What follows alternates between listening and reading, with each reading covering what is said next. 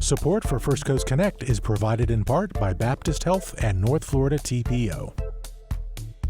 Good morning, I'm Ann Schindler, and this is First Coast Connect.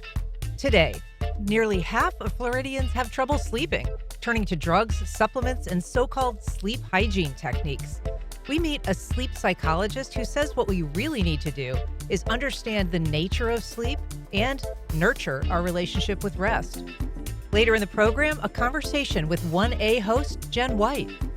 But first, Dr. Jade Wu is a master of something we all seem to be chasing. She's a speaker, author, and board-certified sleep psychologist. She's also the author, most recently, of Hello Sleep, The Science and Art of Overcoming Insomnia Without Medications. She's also the featured speaker at this year's TEDxJacksonville conference this January. I had a chance to speak with her last week about what it means to be a sleep whisperer. Dr. Jade Wu, thank you so much for being here. Thanks so much for having me, Ann. So tell us, why are we so fascinated / obsessed with sleep? Well, sleep is one of life's most important biological functions. I mean, we spend, around a third of our lives doing it, right? It must be important if evolution decided to make us spend so much time doing something that kind of makes us vulnerable. We're unconscious, we're belly up. That's where the saber-tooth tiger can come and get you. So if we devote so much time to doing this activity, it must be important. And also, I think we're fascinated because it is still very mysterious. It's one of the frontiers of mystery in our understanding of the human brain. We've made a lot of progress in understanding sleep better in recent years, but there's just still so much yet to know. There is a lot of talk these days about something that people call sleep hygiene, and that is not necessarily your preferred approach.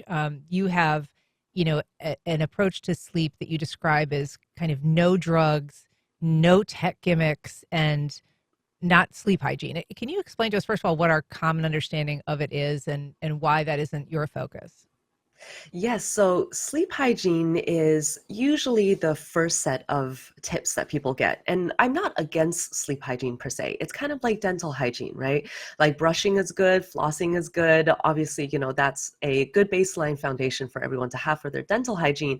But once you already have a cavity, or once you want to delve deeper into your dental health, you have to go beyond just brushing and flossing. It's like that's too little too late, right? It's the same thing with sleep. Sleep hygiene is things like don't drink coffee in the afternoon, don't drink too much alcohol, go to bed at the same time every night. These are not bad pieces of advice, but they don't really go far enough or deep enough for us to truly understand how sleep works and how to tailor, our behaviors to our own sleep biology and the unique things that we're working with.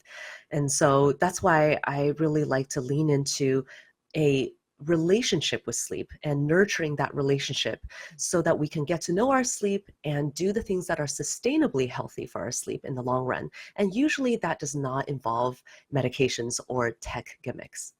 So I think be a good place for us to describe the different kinds of sleep disruptions that people deal with. And I know that you try to emphasize that there is a difference between sleep deprivation and insomnia, although I think we often conflate the two. That's such a good question. I think that's one of the biggest myths out there is when people say, oh, I had trouble falling asleep last night, or I always wake up at 3 a.m. and can't get back to sleep. I'm so sleep deprived. And that's very understandable why people might think that. But there's actually kind of a Venn diagram where sleep deprivation and insomnia intersect just a little bit, where some people have both, but usually people who are sleep deprived do not have insomnia and vice versa. And this is why. When you're sleep deprived, your body is desperate to get sleep. That's like when you're thirsty, your body is desperate to have water, right? Like you really feel that in your body and you can't wait to drink water. It's the same thing with sleep deprivation. So when you're sleep deprived, as soon as your body gets the opportunity to sleep, like if you see a horizontal surface or you get a quiet room to yourself, you're going to fall asleep. So people who have insomnia, and that's trouble falling asleep, staying asleep, you're probably not sleep deprived, because if you were, you would not have trouble falling asleep almost by definition. And so insomnia is a more complicated situation where there are other factors that are keeping you from easily falling asleep or having good sleep quality or having good consolidated sleep. And that doesn't necessarily mean you're sleep deprived. You still have a problem that we should take seriously and deal with, but don't be alarmed by all the headlines saying that when you're sleep deprived, you're going to get dementia, because insomnia is not the same thing Huh. as sleep deprivation. So, can you tell us a little bit about what contributes to each? When are we sleep deprived? What contributes to that? And what about people who have insomnia? What do we know about what is causing it?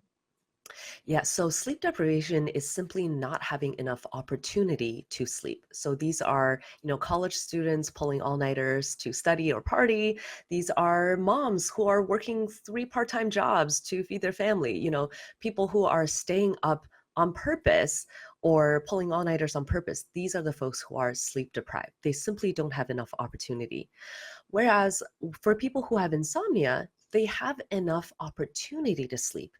But when they're given the opportunity, they don't feel like they can fall asleep easily. Their mind is racing, their bodies feel really revved up. And even when they do fall asleep, they may not feel like they're getting deep, good quality sleep. So insomnia is caused by so many different factors. Usually, people who have insomnia have some sort of predisposition for it, like they have a family history of insomnia, or they tend to be anxious, they tend to ruminate, or they're sensitive to light or noise when they're sleeping. But these things are not quite enough to put you all the way into insomnia territory. They just get you a little bit closer to that territory. And then usually people experience some sort of stressor or change, whether that's a stressful job or a divorce or a move, or even a good change like a new baby or a new move, to a house that you really like. That's still a stressor on your body and your mind that can tip your body into hyper arousal, which just means too much revved upness. And that can temporarily disrupt your sleep. But the good news is that these stressors usually go away, or your body and mind adapt to them, and your sleep goes back to normal.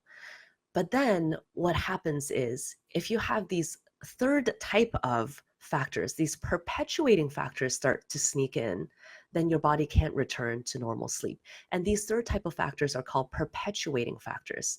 These are the things that we do or think about sleep, like our attitudes about sleep or the way we act around sleep, that keep the insomnia going and turns a short-term problem into a long-term problem.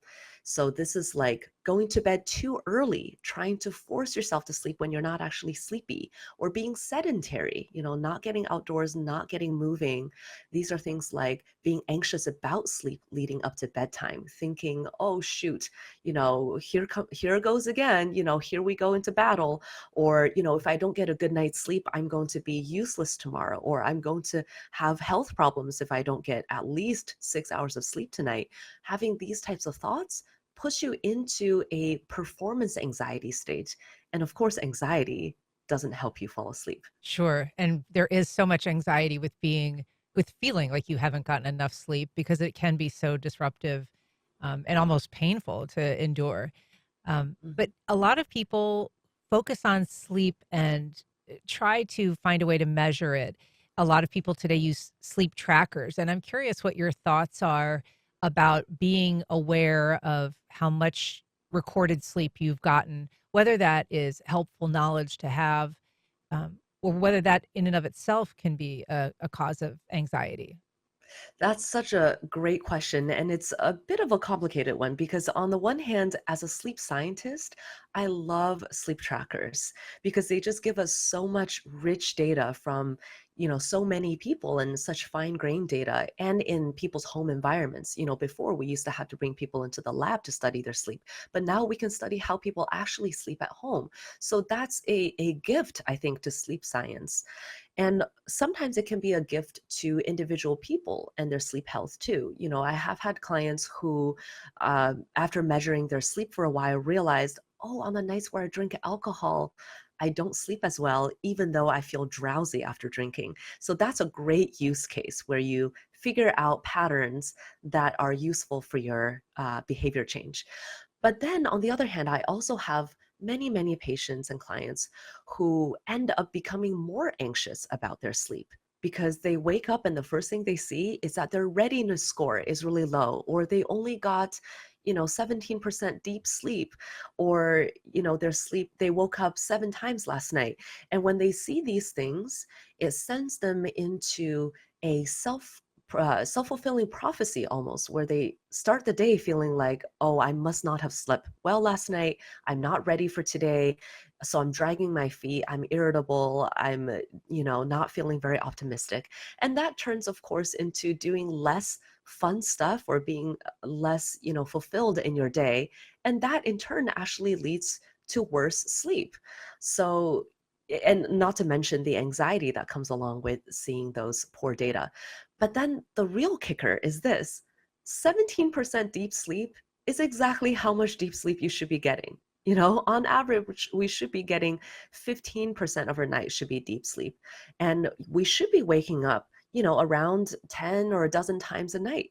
This is totally normal sleep. And sleep doesn't have to be 8 hours a night every night. Some of us only need, on average, 7 hours or even less than that. Some of us need more than 8 hours. So sometimes when we rely on these trackers to give us data about how well we slept, we're ignoring a deeper wisdom that we can get from our own bodies just by listening to our own bodily cues to figure out how much sleep we actually need, how well we actually slept, when we really should sleep, do we need a nap or not? These things are things that our bodies can really tell us better than these trackers can.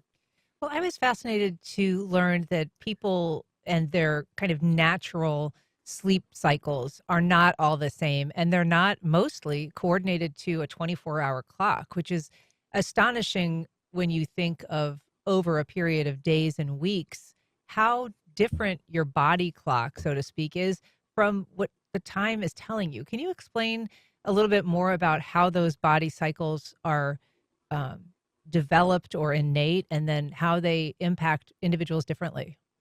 Yes, and you're talking about a really important topic here called circadian rhythms. So, circadian comes from the Latin circa diem, that means about a day. So, you're right, it's not exactly 24 hours. On average, most of us have a 24.3-hour clock. So, that means that if we were in a dark cave with no indications of what time it is, no sunlight, no rhythms, no set meal times, our bodies would start to act as if the earth rotates every 24.3 hours, and we would go get sleepy and wake up and get hungry and whatnot later and later every day until we go all the way around the clock. So that means most of us are fighting a little bit uphill to stay on track with the actual 24-hour clock. That's why it's just a little bit hard to wake up in the morning. That's why it takes us a little bit of time to really fully wake up. And for some of us, our clocks are even longer than 24.3 hours. Some people's clocks are closer to 25 hours, or even if they are 24-ish hours, they can be what's called a late chronotype. That just means that you're a natural night owl. You don't really get sleepy until really late into the evening or even into the early morning hours. And you get your best sleep, if you get to sleep really late into the morning or sometimes even into the afternoon. And there's nothing inherently wrong with being a night owl. It's just inconvenient because our society is really built for, conventional sleepers, and even better for morning people. So that means night owls have to work extra hard to stay on track, but we can do so. I'm a natural night owl, and we can do so by getting lots of light first thing in the morning. And whether that's by going outdoors for a walk, like I just went to walk my dog this morning, or you can use a light box to artificially get bright light that simulates sunlight. And that's what really sets our clocks, puts that anchor in the 24 hours, and allows our sleep cycle to go predictably and for us to get good quality sleep at night. And you describe yourself as sort of a night owl. Do our patterns when it comes to how we want to sleep or when we crave falling asleep change over time as we age? Yes, it does. When we are younger in our, well, let's start with children. So children are morning people. Any parents with young kids know this. They're not ready to wake up, but at 6 a.m., their kids are jumping on their bed. But then when we become teenagers, we become natural night owls. So this is not just teens being lazy, wanting to sleep in, or, staying up and talking to their friends at night.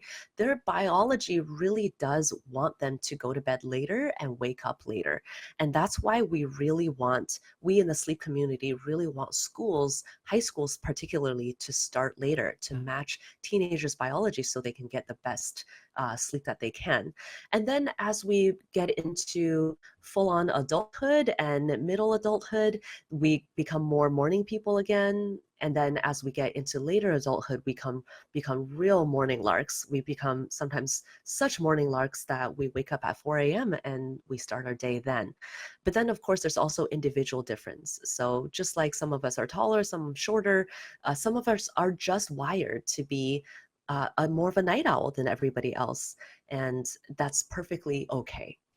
I want to ask you about something called sleep banking, which is, I guess, when you're anticipating that you might lose sleep over a coming period. Can you tell us what that is, whether it's effective? Does it work? Yeah, sleep banking is a little bit like carb loading before you run a marathon.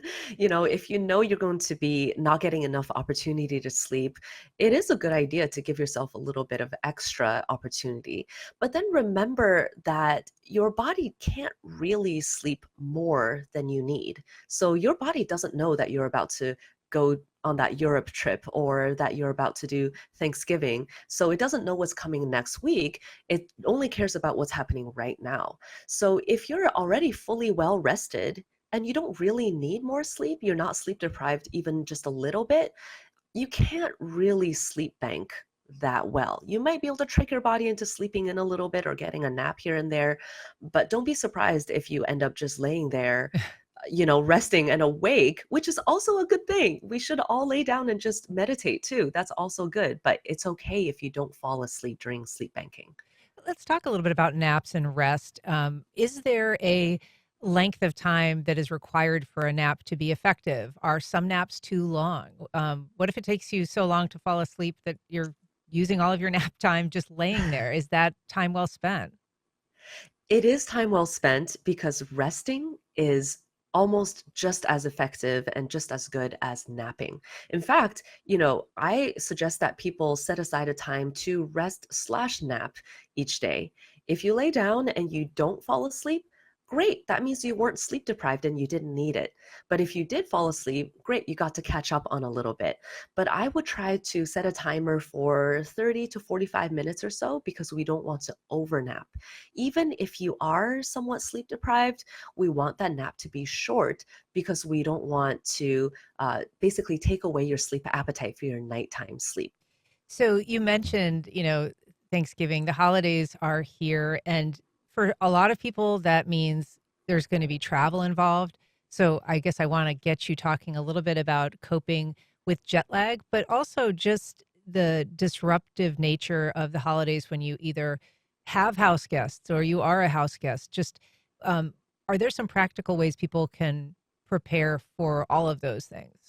Yes, the holidays are really a triple whammy for sleep disruption, the travel, the stress, and then the food and alcohol, right? So the travel you mentioned first with jet lag, if you're only traveling one or two time zones, I wouldn't sweat it too much. Just kind of try to stick to your usual schedule if you can. But, if it's a few days when you're sleeping later or earlier than usual, don't sweat it. Enjoy the holidays, enjoy time with your family and friends.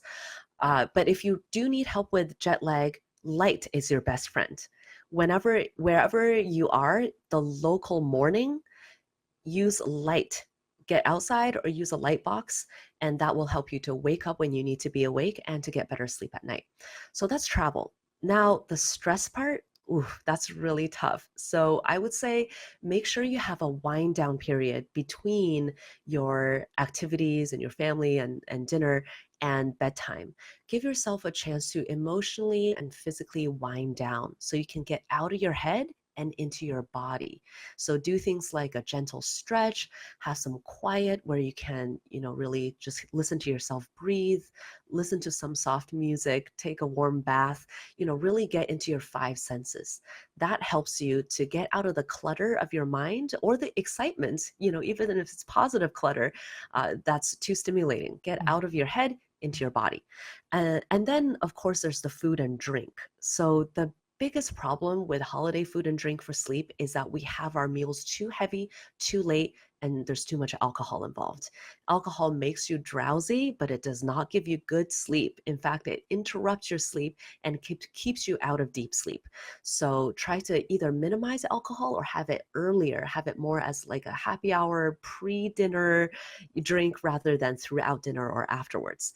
And if you're going to have dinner with your family, a big meal, try to have it on the earlier end. Like my family, we start Thanksgiving meals at like 3 or 4 p.m. because we know it's going to go long. We know it's going to be heavy. So we want time to be able to digest and have our metabolism wind down well before bedtime so we can get good sleep.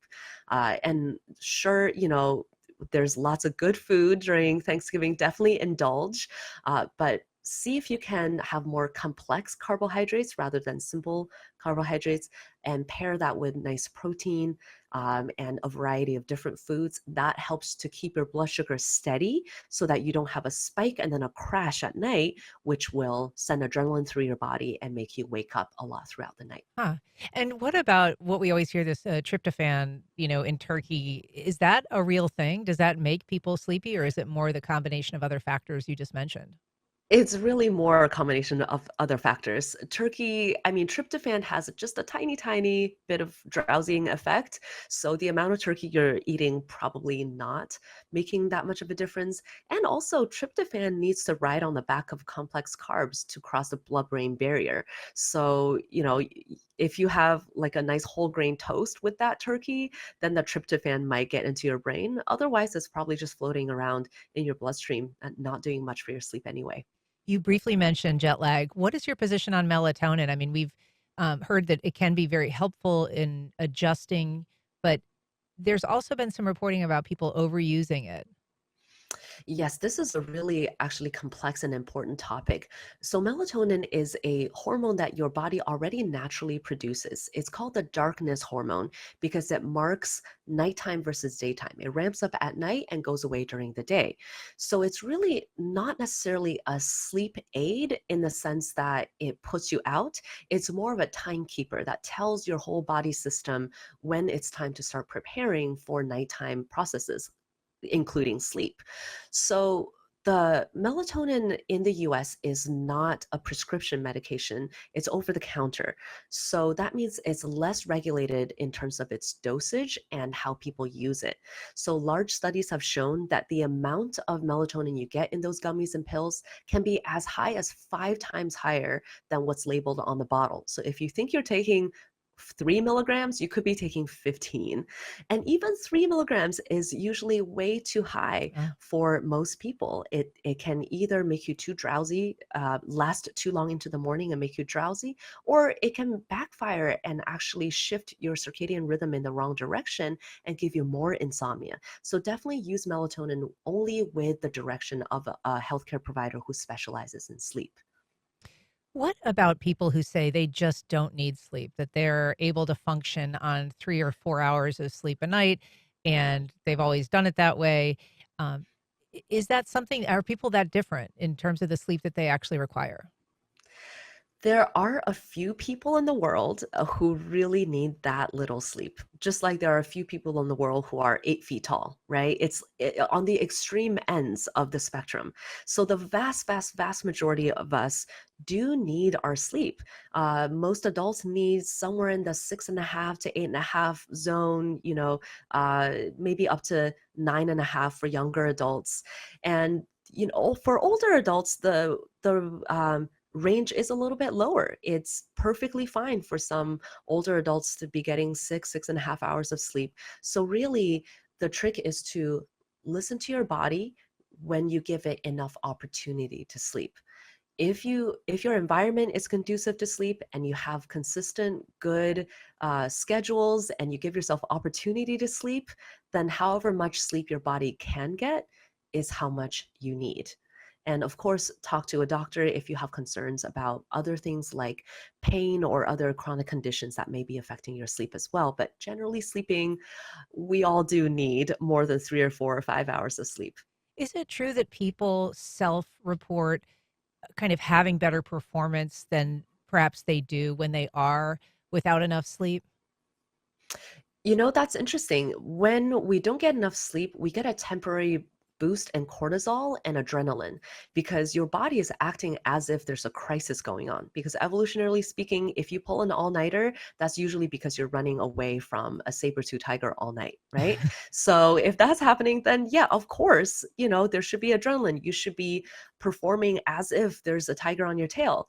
But that doesn't mean you're actually performing better. You're just more jazzed up. So we have research showing that people think they perform better on cognitive tasks, but they're actually less accurate. They make more mistakes. They think they're actually acting faster, but their reaction time is slower.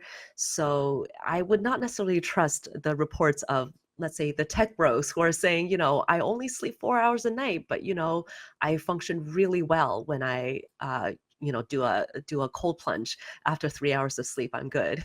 I wouldn't necessarily trust that. Okay. That's good to know. For people who are in a place where they're not able to get proper sleep, whether it's somebody who's doing shift work, and I'm curious what your thought is of what constitutes that level of sleep, like kind of when is too early. But also people who are living in communities that are noisier, where there's more ambient light. Um, First of all, what do we know about health impacts? And second of all, what can be done in those circumstances? This is such an important question, and because sleep is not just an individual issue, it's not just about what we do in our own day to day, it's a societal issue, it's a really institutional issue. So we do have research showing that on a large scale, the neighborhoods that have more ambient light and noise and less tree cover, the residents there tend to sleep worse and tend to sleep less. So even just by satellite imagery, if we see that a neighborhood has fewer trees, we can pretty much be certain that those people are not getting as good sleep. And of course, disadvantaged communities tend to live in those neighborhoods, and they're also more likely to do shift work, another really huge disruptor to sleep. So yes, we're seeing, more heart disease, more cognitive impairment, more general, metabolic disorders, just generally poorer health, both physical health and worse mental health in communities that get less sleep. And what can be done about it? I mean, there are a few low-hanging fruits that we can do. First, start schools later. That means, that's like a leveling effect for kids who are in more underserved communities. They at least don't have to deal with everything they're dealing with and sleep deprivation and circadian misalignment all at the same time. So start schools later. That's an equalizing effect. That's a boosting effect for all students. We can also get rid of daylight saving time. There's no reason why everybody needs to shift their clock and twice a year. Mm. That's very disruptive. We know that heart attacks and strokes and car accidents spike. The rates go up the day after that time change twice a year. So we don't need to be doing that either. And we really need to be investing in better sleep education and better institutional policies about shift work, for example, of how many continuous hours people should be driving or working, or scheduling shifts in such a way that it's the least amount of detriment to their circadian clock. Like, for example, if someone has to do rotating shifts, if their shifts go later and later along the flow of time of the clock, that's better if their shifts go earlier and earlier and earlier against the clock movement. So even just little things like that can make a It's big better if difference. they go later than if they start earlier. That's right. If they have to rotate their shifts, if each shift during the week is later, that starts later than the previous one, that's better than if they go in the other direction. Is there a time cutoff in your mind as to what's too early? When does the impairment begin in terms of a shift hour? It really depends on the person's own chronotype. There are people who naturally wake up at 4 or 5 a.m. ready to go, and they're perfect for those early morning shifts, like being a news anchor, right? Whereas for people who are delayed sleep phase, they might be very happy working second shift or third shift, but not early morning. So I think knowing your own individual chronotype and having an institutional sort of tolerance for or embrace of people's differences in their sleep habits and their sleep patterns can make it so that we can schedule shifts in a way that is more beneficial to each person. So I want to end on kind of a lighter note, dreaming. Is there are dreams disruptive? Is waking up and remembering a dream a sign that you've had good sleep, or that you have had bad sleep and you've woken up in the middle of important sleep? Neither of those things. So Okay. waking up and knowing remembering your dreams is neither a good nor bad thing necessarily. Now, if people are having frequent nightmares, that is a problem because that interrupts your sleep, that, adds stress to your life. That can be detrimental to mental and physical health. So if you're having frequent nightmares due to a traumatic event or for no reason at all, that's something to talk to a specialist about. There are treatments for that. But dreaming overall is a lovely, beautiful thing. As long as we don't read too much into it and get worried about having a strange dream here and there or a stressful dream, it can be a really fun thing to recount during the day. So definitely keep a dream journal if that's fun for you. It can be nice for your emotion regulation. Well, Dr. Jade Wu, she is a sleep psychologist. She is a featured speaker at this year's TEDxJacksonville event on January 17th. And it's so fun to talk to you, Dr. Wu. Thanks so much for doing this today. Thanks so much for inviting me on, Anne. We'll be back in just a minute.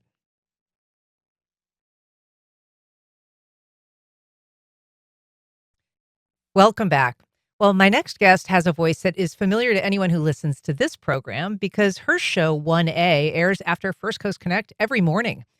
Jenn White has hosted the program since 2020, covering everything from breaking political news to conversations about health and finance and the future of our democracy. But the core of the show is listener involvement and providing a space for important public conversations. We had a chance to speak to Jenn White from her office in D.C. last week. Let's take a listen.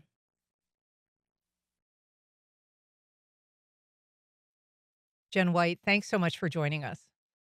And my pleasure. So, Jen, you started hosting 1A at a very strange time in the world of news and just kind of in the world of the world. It was, I believe, May 2020.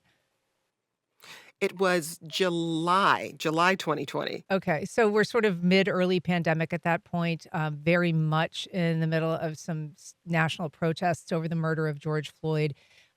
How did you handle sort of stepping into that role? Obviously, you'd been doing radio for a long, long time, including at WBEZ and before coming to WAMU. But how difficult was it to step into that role at such a turbulent time? It was challenging, in part because during that transition, I didn't get an opportunity to meet my team. I didn't meet the members of my team really for the first 12 to 18 months of being in the role. All of our interactions happened over Zoom. For most of that first year, it was my engineer, it was me. We were the only two people in the entire station. And so I was trying to learn a new job and learn about my team members from a distance. But then, as you point out, there was also the personal isolation that came along with the pandemic and trying to figure out how to navigate a new city and the turmoil in the news while being disconnected from people in fundamental ways. And interestingly, I found that 1A became a lifeline for me personally because it gave me a chance to be in conversation with Americans across the country and to support them in being in conversation with one another.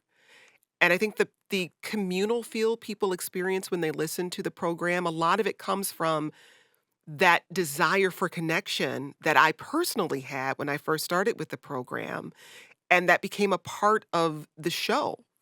So it was a tricky time and it was very challenging to navigate, but that community connection that we bring to the program, it's very much rooted in my experience of those early days of hosting. It's interesting. Yeah, rooted in your experience and kind of your own needs and our needs universally, as a community for that connection. I mean, your program is so rooted in um, public participation, contributions, and you also, very much focus on, because of the name, speaking freely about topics, but doing so in a civil way. And I wonder how you manage to kind of control that part of the conversation to make sure that these really difficult topics are covered in a way that is, um, amiable ultimately.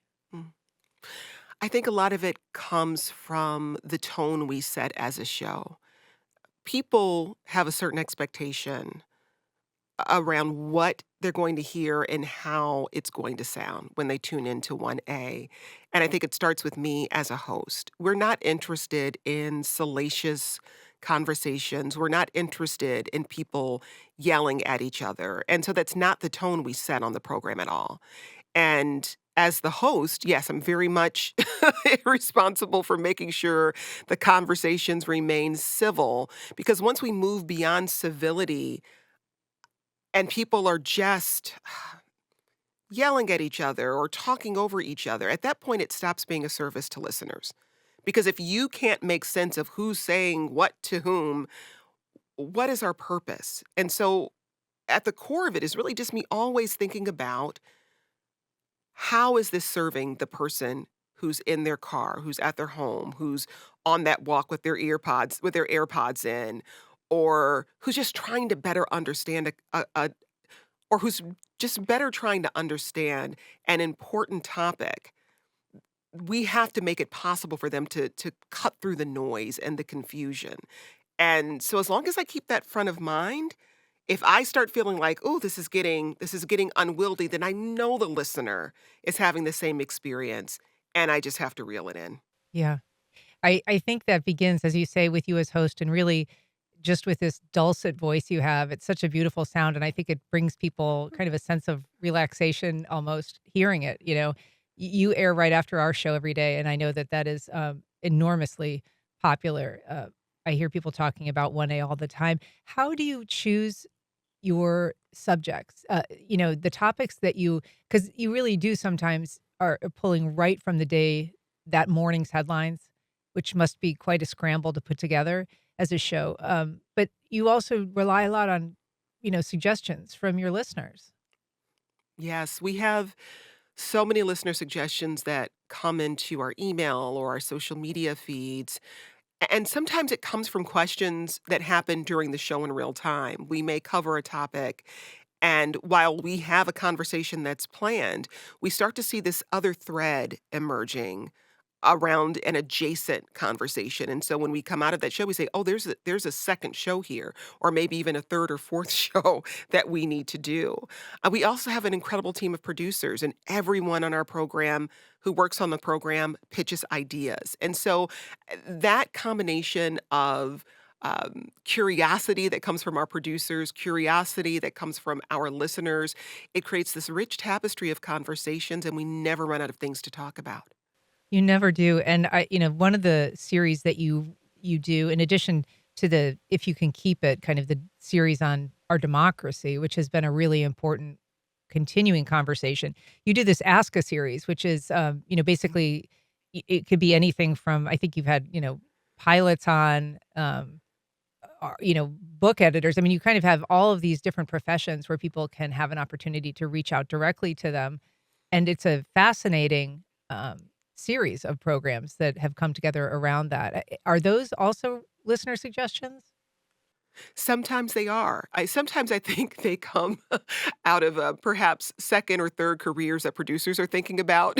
If they're maybe want to be an illustrator or I don't know a pilot or an astronaut, and so they say I think we should do a panel discussion around this one issue. It's like I wonder why. With the But book oftentimes editor, our the book editor speaks right to that, right? Well, let's see if we get a right, book editor. exactly. There's a direct line there, but often those suggestions come from our listeners, and again, it's a reflection of the deep curiosity that the people who listen to 1A have, and those shows are so much fun. They're so much fun for me, and I think the people who we invite on the program to participate in those panels really enjoy having a chance to tell people about the nuts and bolts of the work they do. So it's just joy all around. Yeah. You have also been very generous with your own story, particularly on the health front and transparent. I believe it's called adenomyosis. Adenom- Adenomyosis. yeah. And so that's similar to endometriosis. People will recognize perhaps a little better, but that was something that I guess kicked off additional conversations that you have been having around health more generally. Yeah, my diagnosis, long delayed, of adenomyosis kicked off what is now our In Good Health series. I was going to be away from work for a nice stretch of time, recovering from surgery, and we were trying to figure out the best way to communicate that to listeners. And I thought this might be an opportunity to share my story because I know it's not unique. So many women, their pain is underdiagnosed. They have undiagnosed illnesses. There's tons of data to support it. And when I shared my story and used that story as a way to start a conversation, we were flooded with emails and voicemails from women and men sharing the stories of their wives and mothers and sisters and daughters. And we said, okay, there's something here. There are a lot of people who feel unheard as they are struggling with health issues. And we have this platform where we can give them the opportunity to share their stories, but also ask questions of experts. And so that's what gave birth to the In Good Health series. And it's been one of our most popular. Just briefly, Jen, because I am going to have to let you go, but I wanted to just talk, it's been a tough time for NPR stations around the country after the loss of, over $1 billion worth of federal funding. How do you think things are going with that right now? From what I hear, stations that are in areas that are more well-resourced, they're faring. They're faring well. Their communities are really stepping up and providing additional dollars to support the work they do. I'm most concerned about stations in areas that are less well-resourced because the need for local news is no less urgent. Um, these communities deserve to be informed about what's happening in their neighborhood, in their cities, in their towns. And I'm deeply concerned about the loss of that resource because local news, more broadly, whether it's in print or on other platforms, we know that's contracted over the past decade or so. And so I think the unfortunate reality is that in some places, stations will survive, they will endure, but in others, a necessary, essential resource will be lost.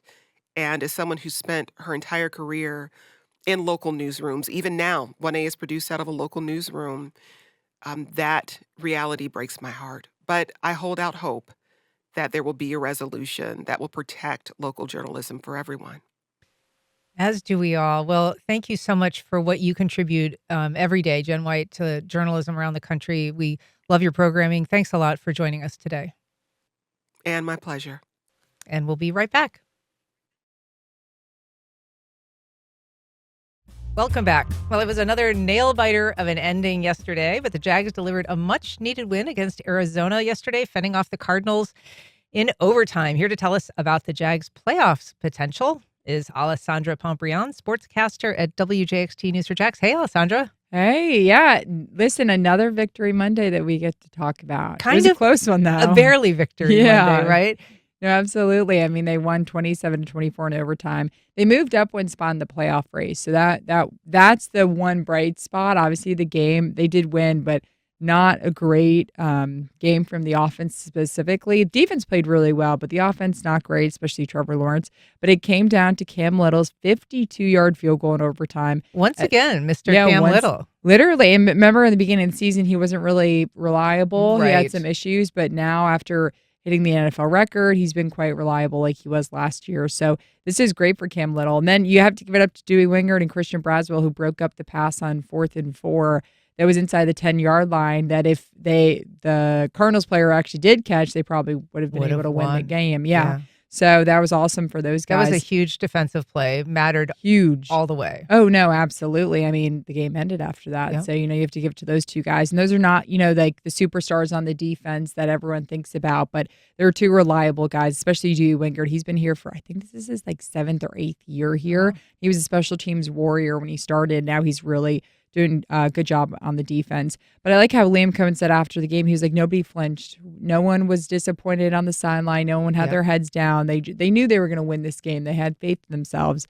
And he's been sort of encouraging that, like, no pouting, right? This isn't over. We have to stay in this game until the end and really not lose faith. Yeah, and you got to be mentally tough. Obviously, we've seen that they can be physically tough, but you have to be mentally tough. And the teams that are mentally tough can win these overtime games.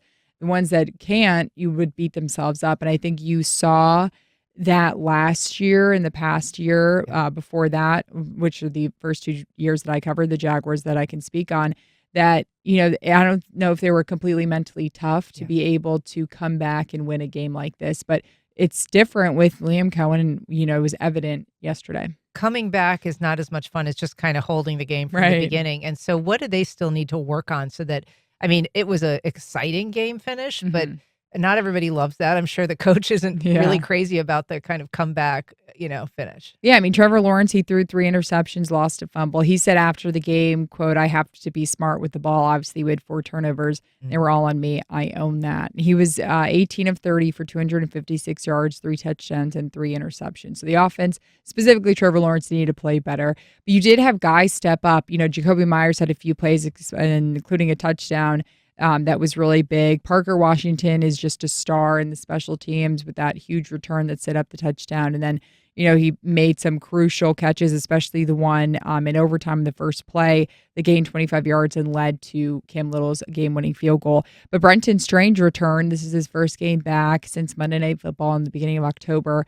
And he led the team with 93 yards and 5 catches. And you saw literally at the beginning of the game on the first drive when they went 97 yards and 4 plays to lead 7-0, that he had a huge crucial play. I think it was like 20, 30 yards for that catch. So really back in the game after injury. No, absolutely. And it's nice to see him back. Hunter Long is still out, who's the backup tight end. So now that's why Johnny Munt was in there. And then Quentin Morris has played really well, who started on practice squad and then was activated to the active roster. So, I mean, it's really nice that Brenton Strange is back, especially because Brian Thomas Jr. didn't play. Travis Hunter's out for the rest of the season.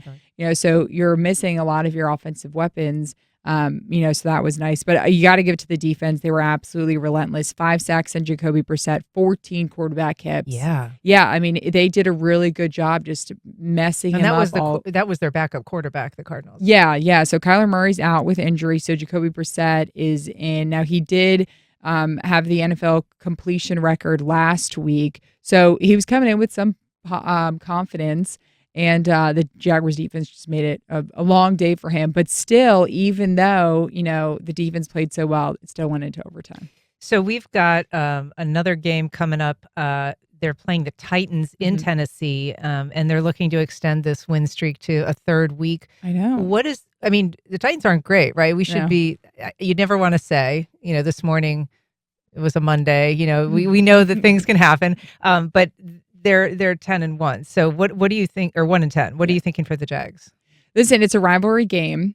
The Jaguars and Titans, and it's so funny because it's the college football rivalry week too, where it's like throw the records out, because when these two teams play against each other, it's going to be physical. It's kind of like the Texans. It's going to be physical. It's going to be aggressive. And you're going to get like the best from both teams. Yes, the Titans aren't great, but you're going to Tennessee.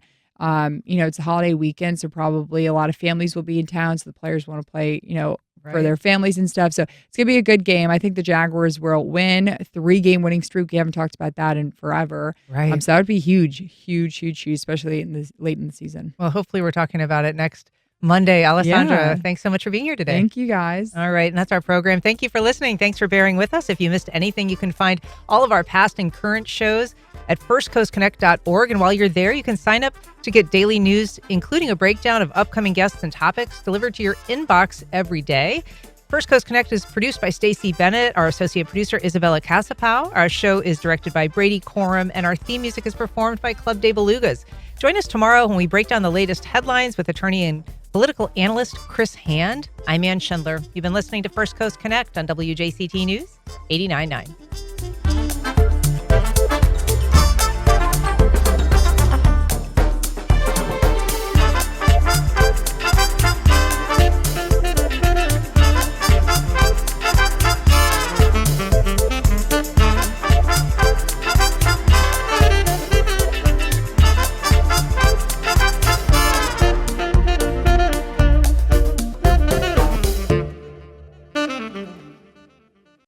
Support for First Coast Connect is provided by Baptist Health and the North Florida TPO. Life South Community Blood Centers, providing blood and patient services to the local hospitals, serving patients in this community. Donating blood with Life South helps save lives. More at lifesouth.org to find a blood drive near you. The North Florida TPO is committed to shaping our transportation future. We're focused on planning, funding, clean fuels, and new technologies for a vibrant, connected community. Learn more at northfloridatpo.com. Baptist Health is a proud supporter of First Coast Connect. Baptist Health, committed to building a healthier community for all of us. More info at 202-4YOU or baptistjacks.com.